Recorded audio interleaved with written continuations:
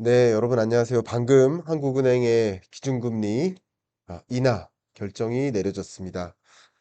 저도 지금 외부에 있다가 해당 소식을 접하고 바로 즉시 분석해드리기 위해서 좀 노트북을 열었는데요. 소리와 화면이 좀 잘 전달되길 바라는 마음이고요. 자, 그럼 바로 즉시 분석 가도록 하겠습니다. 자, 한국은행이 대선 D5, 대선 닷새를 앞두고 기준금리를 전격 인하했습니다. 결론부터 말씀드리면 이 기준금리가 종전에 우리 한국의 기준금리 정점을 찍었었던 그 구간으로부터 한 차례, 두 차례, 세 차례, 그리고 네 번째 금리 인하라고 볼 수 있겠고, 종전에 운용하고 있던 기준금리가 2.75%였는데 여기서 0.25%포인트 인하해서 2.5%로까지 내려온 것이다 라고 말씀드리겠습니다. 물론 많은 분들이 이렇게 기준금리를 인하하는 결정, 정점 기준으로 3.5에서 2.5로 인하했고, 미국은 5.5에서 4.5까지 만들었다가 또 작년 연말에 금리 인하를 다 하고 또 올해 들어서 기준금리 인하를 추가적으로 못하고 있는데, 그 와중에 우리는 추가 금리 인하를 단행했으니 다시 과거 2%포인트 한미 기준금리 격차 2%포인트를 다시 회귀된 상태, 다시 그 2%포인트의 격차로 돌아온 상태, 나름 좁혀지다가 다시 벌어지는 상태로 온 것에 대해서 또 우려하시는 분들이 계시고, 또 닷새 앞에 두고 기준금리를 인하한 것이 정치적 결정 아닌가라고 생각하시는 분들도 상당 부분 계시다고 생각합니다. 그러나 저는 정치적 견해 말고, 정치적으로 해석하실 분들은 그렇게 하셔도 좋겠고, 저는 왜 한국은행은 기준금리를 인하할 수밖에 없었는지, 그리고 인하하는 것이 적절한 것인지, 그것이 어떤 영향을 미칠지를 여러분께 하나하나 좀 설명드려 보도록 하겠습니다. 일단 이 기준금리 인하 결정은 보시는 것처럼 한국만의 모습은 아닌 거죠. 보시는 것처럼 영국 같은 경우도 기준금리를 뭐 5%를 넘게 5.25%포인트를 기준금리를 유지하다가 현재 4.25%까지 인하한 상태고요. 1%포인트 인하한 거죠. 캐나다 같은 경우는 5%에서 2.75%로 굉장히 빠른 속도로 금리 인하한 나라 중에 하나에 들어갑니다. 유로존 같은 경우도 우리보다 더 높은 금리 4.5%에서 시작해서 2.4%, 우리보다 더 낮은 금리로 몰고 온 거죠. 그리고 역시 독일의 물가 상승률이 또 목표 물가를 하회하는 낮은 물가를 또 추가적으로 기록하면서 유로존의 추가 금리 인하가 있지 않겠는가 하는 예상도 많이 합니다. 스웨덴도 역시 굉장히 빠른 속도로 금리 인하를 만들었고, 스위스 같은 경우도 지금 운용하고 있는 금리가 일본보다도 낮은 금리로 몰고 왔습니다. 이런 것들이 그냥 한국은행만의 금리 인하가 아니라 세계적으로 높았던 금리의 시대, 22년에서 24년 중반까지 긴축의 시대였다면 이제 점진적으로 금리를 인하해 나가는 피벗의 시대, 피벗의 시대에 해당되는 행보인 것이다. 결국 그동안 높은 금리를 만든 이유가 뭐예요? 높은 물가 때문이죠. 인플레이션 때문이죠. 그럼 인플레이션이 다소 안정화되는 흐름이라고 한다면 이제 점진적으로 금리 인하를 단행할 수 있는 거 아닌가, 이런 생각들을 많이 하실 텐데, 그 부분에 대해서 제가 지금부터 말씀드리겠습니다. 제가 여러분들께 좀 많이 추천해 드리는 게, 내가 한국은행 총재라면, 내가 제롬 파월 연준 의장이라면 금리를 어떻게 결정하겠는가?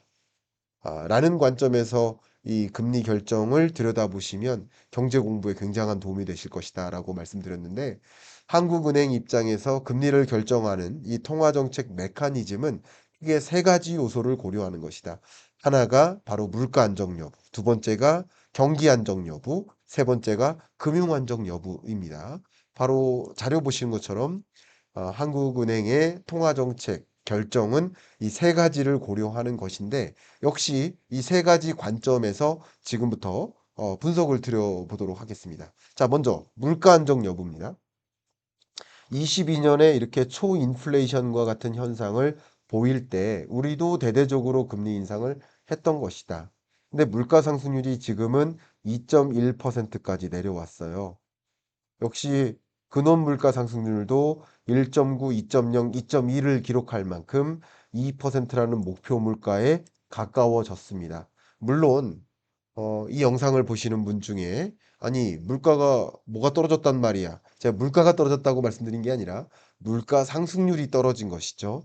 역사적으로 우리나라 물가를 보여주는 물가 지수를 보면 하늘색 바그래프죠.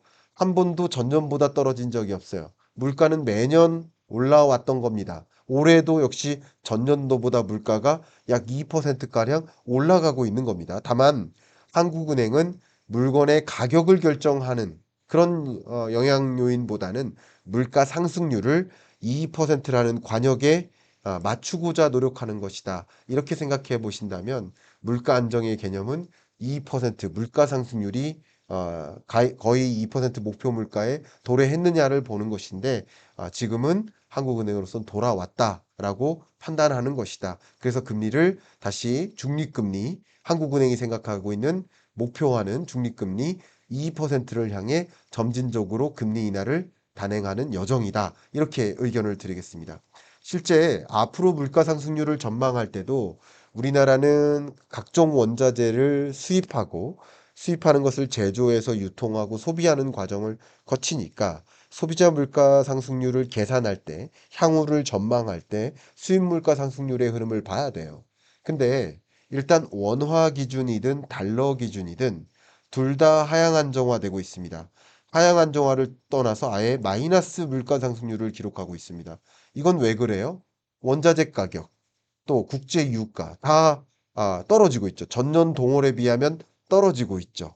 관세 전쟁으로 인해서 세계 경제가 더 둔화되고 생산 가동이 위축되고 수출 혹은 물동량이 줄어들고 그러니까 원유 수요가 줄어드니까 원자재 가격이 떨어지고 또 원유 선물 ETF 뭐 이런 모든 가격이 다 떨어지는 거죠. 그것들이 반영된 게 바로 이 그래프입니다.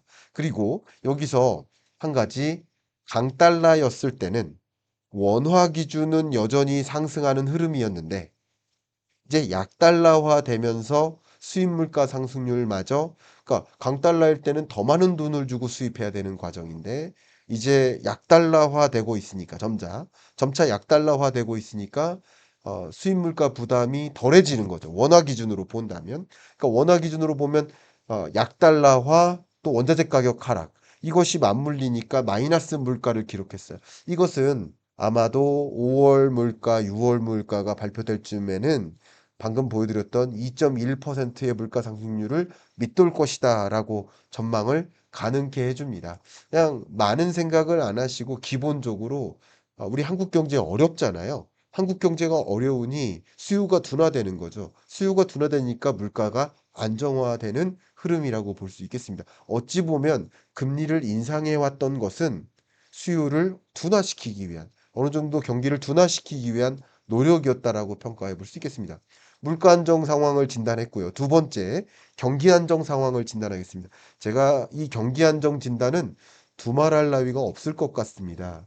여러분들이 체감하고 계시다시피 우리 한국 경제는 2% 성장에서 1% 성장으로 하향 조정했습니다. IMF의 전망치도 하향 조정했고 한국은행의 전망치도 하향 조정했고 KDI 같은 경우는 0.8%를 전망하고 있습니다. 그만큼 제로 성장, 1% 성장하는 이런 한국 경제로서는 지금의 2.5% 이상의 금리는 과도하게 제약적인 게 아닌가라고 판단케 만들어주는 기준이 되죠. 경기가 그만큼 위축됐기 때문에 물론 금리를 인하한다고 경기가 부양됩니까? 라고 말씀하실 수 있지만 금리를 인하하면 기업들은 같은 여건 하에서는 신규 투자, 또 설비 투자, 건설 투자, 혹은 신사업 진출을 더 고려할 수 있어요. 그죠? 그걸 고렵게 만들고 기준금리 인하를 통해서 시중금리 하락을 유도하는 거죠. 그것이 결국 기업의 신규 투자를 유치시키고 그것이 또 고용 창출을 일부 만들 수 있다. 그러니까 지금 경기가 금리 인하한다고 다 해결되는가? 그렇다고 말씀드린 게 아니에요. 금리 인하가 만병통치약이라고 말씀드린 게 아니에요. 지금의 경기 상황 하에서 높은 금리일 때랑 또 지금의 경기 상황 하에서 낮은 금리일 때랑은 사뭇 기업 경영 환경이 달라지는 거죠. 그러니까 같은 조건 하에서 한국은행이 결정할 수 있는 금리만큼은 그래도 신규 투자를 더 유도할 수 있도록 하는 방향으로 금리를 인하하는 것이다. 경기를 좀 성장케 유도하는 것이다. 자료 보시는 것처럼 나름 이런 정치적 리스크가 집중됐을 때 소비자 심리가 이렇게 극단적으로 꺼졌었거든요. 근데 지금 그래도 정치적 불확실성이 다소 해소되는 여정에서 소비자 심리 지수가 100을 상회하게 올라갔습니다. 근데 중요한 것은 기업 심리 지수 같은 경우는 여전히 100을 밑돌고 회복될 여지가 전혀 없어 보이게 나타납니다. 파란색. 이렇게 기업의 경기를 부양시킴으로써 기업이 신규 투자를 단행함으로써 그게 고용 창출로 만들고 소득을 또 견인하고 그게 또 소비를 이끄는 경기 선순환을 유도하는데 낮은 금리가 도움이 될 것이다라는 판단하에 금리를 인하한 것이다. 그러니까 경기도 불안정하고 물가는 나름 안정화됐으니 이 두 가지 요소를 고려했을 때는 금리 인하의 요소가 어느 정도 장착이 됐다. 이렇게 해석할 수 있겠습니다. 그럼 이제 마지막 세 번째 요소가 금융 안정 여부예요. 금융 안정은 제가 큰 틀에서 시간이 더 많다면 더 구체적으로 들어가겠지만 대외적인 금융, 대내적인 금융으로 나눠서 말씀드리겠습니다. 대외적인 금융 안정은 가장 대표적인 게 원달러 환율 불안이었죠. 보시는 것처럼 2025년 초 슈퍼 강달러, 그죠? 2024년 말 이 1,450원 언저리에서 멈돌던 이 강달러 현상이 지속될 때는 금리 인하하기가 부담스러웠어요.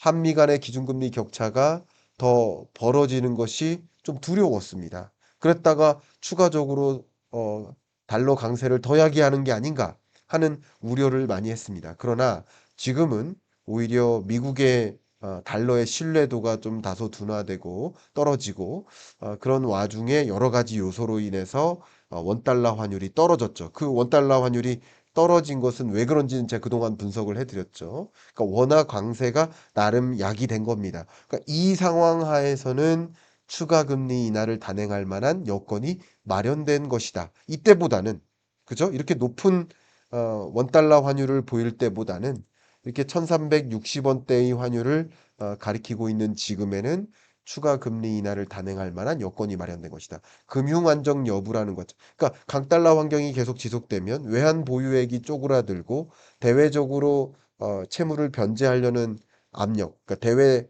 채권이 급속하게 빠져나가는 그런 것들을 많이들 우려하실 텐데 그 부분들이 이제 다소 한국은행으로서는 금통위 위원들로서는 금리 인하해도 그나마 괜찮겠구나.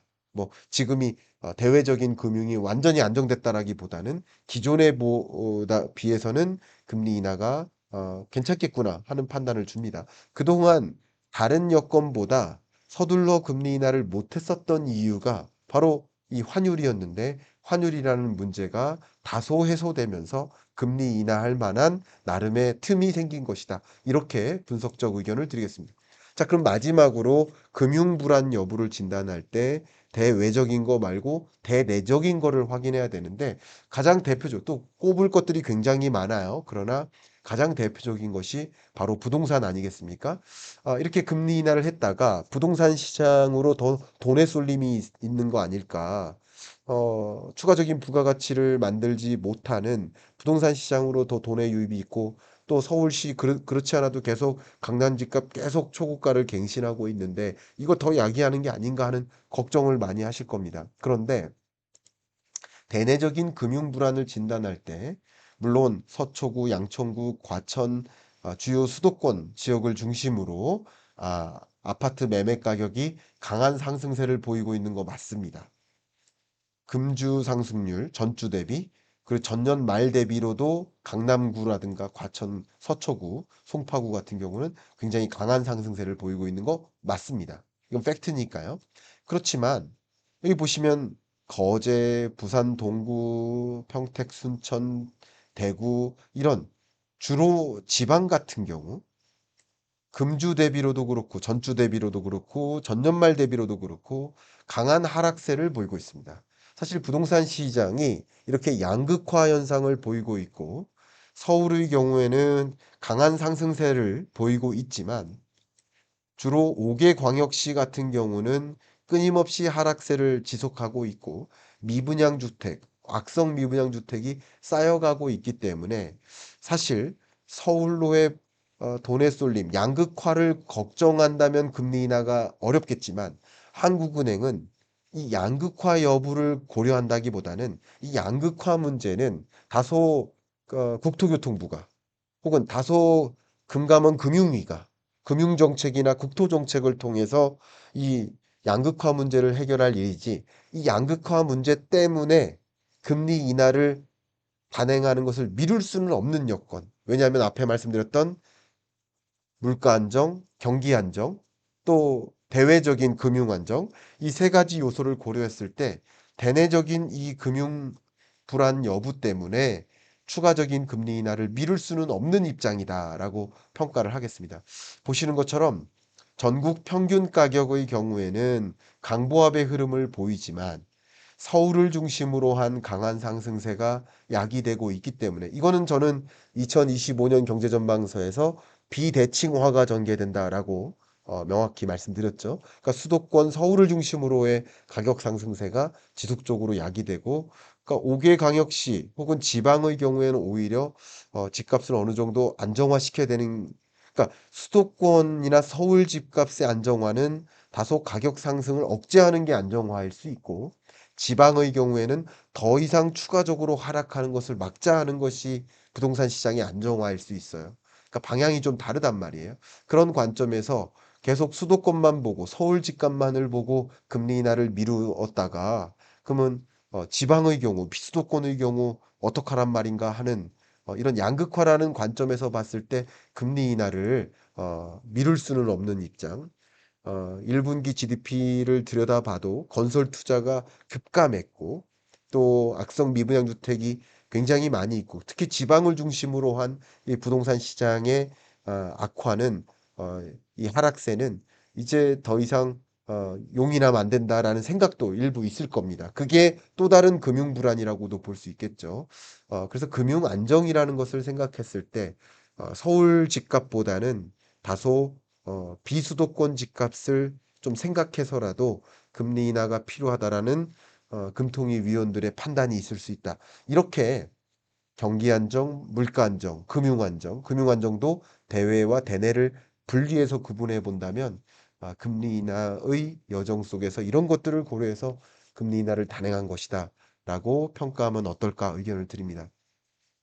뭐 아마도 아직까지도 정치적으로 해석하시면서 이 어쩌면 이 뭐죠? 선거 5일 전에 5일 놔두고 금리 인하하면 현 정부를 위한 거 아니냐 뭐 이런 생각을 하시는 분들도 있고 뭐 다양한 생각과 의견이 뭐 댓글로 이렇게 좀 남겨질 수도 있겠지만 그런 판단보다는 한국은행 금통위 위원들이 뭐 한국은행 총재 혼자서 결정하는 것도 아니고 위원들이 7명이 이런 식으로 세 가지 관점에서 어떤 금리가 적정한 금리인가를 놓고 고민한 결과가 아닌가라고 저는 해석을 하고 정치 중립적으로 해석하고 또 한국은행은 재정 정책과도 독립되어야 되겠지만 정치와도 독립되어야 된다라는 관점에서 그렇게 믿고 이렇게 해석하는 것이 맞지 않을까 의견을 드리고 싶습니다.